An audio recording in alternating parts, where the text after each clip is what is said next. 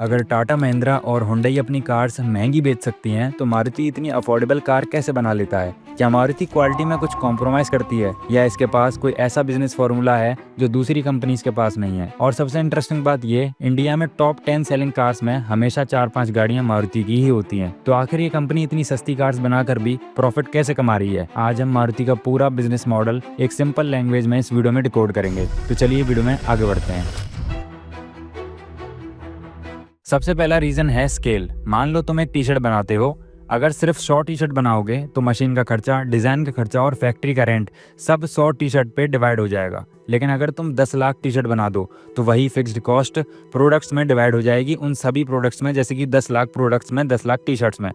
हर T shirt automatically सस्ती पड़ने लगेगी। एग्जैक्टली यही काम मारुति करती है।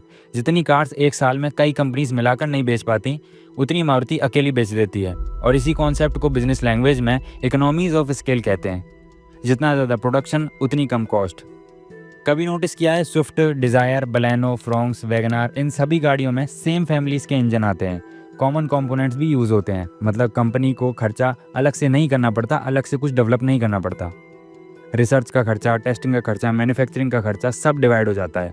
और जब एक ही इंजन लाखों बार बनता है तो उसकी मैन्युफैक्चरिंग कॉस्ट भी काफ़ी कम हो जाती है। इसी वजह से स्पेयर पार्ट्स भी कंपैरेटिवली अफोर्डेबल रहते हैं। अब आता है तीसरा सीक्रेट, लोकलाइजेशन।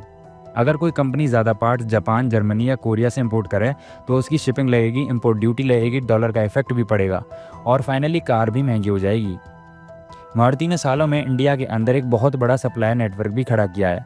मारुति कंपोनेंट्स को लोकल सप्लायर से ही मंगा लेती है। रिजल्ट क्या होता है? इंपोर्ट कम हो जाते हैं, ट्रांसपोर्टेशन कॉस्ट कम लगती है, करेंसी का रिस्क भी खत्म हो जाता है और ओवरऑल मैन्युफैक्चरिंग कॉस्ट भी कम हो जाती है। मारुति सिर्फ सप्लायर से पार्ट नहीं खरीदती, उसके साथ लॉन्ग टर्म रिलेशनशिप भी बनाती है। सप्लायर को पता होता है मारुति लाखों में पार्ट्स ऑर्डर करेगी, इसीलिए सप्लायर भी कम मार्जिन पर काम कर देते हैं क्योंकि वॉल्यूम बहुत बड़ा होता है। सोचो, अगर तुम एक दुकान से एक बोतल खरीदो और एक दुकान से कोई दूसरा बंदा 10 लाख बोतल खरीद ले तो दोनों की क्वांटिटी में बहुत बड़ा डिफरेंस है और दोनों की प्राइस में भी बहुत बड़ा डिफरेंस आ जाएगा। बल्क क्वांटिटी में चीज़ें सस्ती पड़ती हैं। मारुति का फोकस क्या है? सबसे पहले रिलायबिलिटी, फिर माइलेज, उसके बाद लो मेंटेनेंस। इसीलिए कंपनी अननेसेसरी टेक्नोलॉजी हर मॉडल में नहीं देती। हर कार में टर्बो इंजन देना, huge touch screen, premium interior. Maruti पहले कॉस्ट कंट्रोल करती है, उसके बाद वही फीचर्स देती है जो मेजॉरिटी बायर्स यूज करते हैं। इसी वजह से एंट्री प्राइस भी नीचे आ जाती है। इंडिया में सबसे बड़ा सर्विस नेटवर्क, ऑलमोस्ट हर सिटी, हर टाउन, कई विलेजेस के पास मारुति का सर्विस सेंटर मिल जाएगा। कस्टमर को कॉन्फिडेंस मिलता है, मेंटेनेंस का टेंशन खत्म हो जाता है और जब मेंटेनेंस अफोर्डेबल हो तो डिमांड और भी ज़्यादा बढ़ जाती है। डिमांड बढ़ेगी, प्रोडक्शन बढ़ेगा, प्रोडक्शन बढ़ेगा तो कॉस्ट और कम हो जाएगी।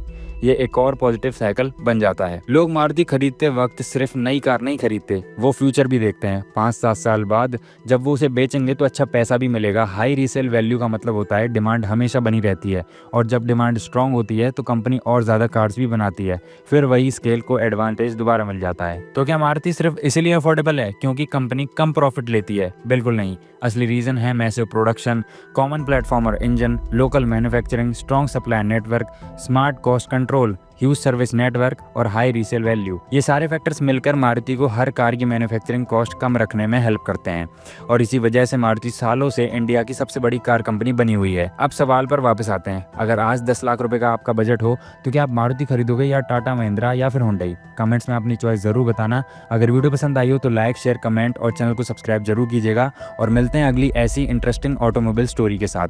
धन्यवाद।